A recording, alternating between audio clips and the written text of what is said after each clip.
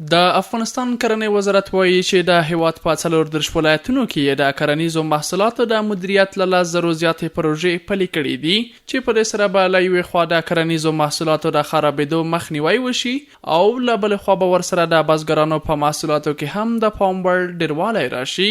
یاد وزارت وایي چې په دغو پروژو کې د مڼو او انارو د ساتنې سړې خونې، د کچالو او پیازو زیرمتونونه او ممیز خونې جوړول او د غرض پر بېوزلو مېرمنو د میوو او سبو د وچونکو ماشینونو ویشل شامل دي.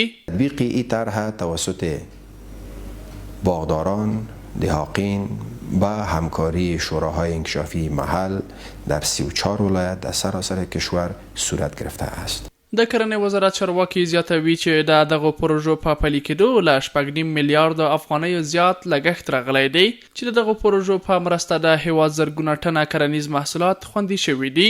د دوی په وینا له لمریزو وچونکو ماشینونو څخه د برخمن شویو مېرمنو لخوا سلګونه ټنه میوې او سابه هم پروسس شوي دي.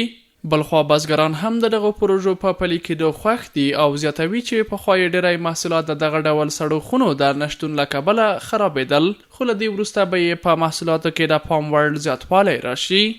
او اوس موږ له دغه چې پروژې چې ډېر خوشحاله یو، ډېر مننه کوو چې موږ ته دغه کوټې جوړې کړې دي. موږ په حاصلاتو کې به 1 به 3 چنده باندې زیاتوالی راشي. چون ما در وقتی که ما یک پروژه را نداشتیم ما کچالو خود ذخیره کرده نمیتونستیم، حتی ما کچالوی تخمی به خود ذخیره نمیتونستیم.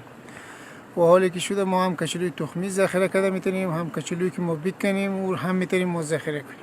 کرنې وزارت زیاتوي چې دغه پروژو په پلي کېدو سره به بڼوالو او بزګرانو ته هر کال له 1 میلیارد افغانیو ډیره ګټه ورسیږي.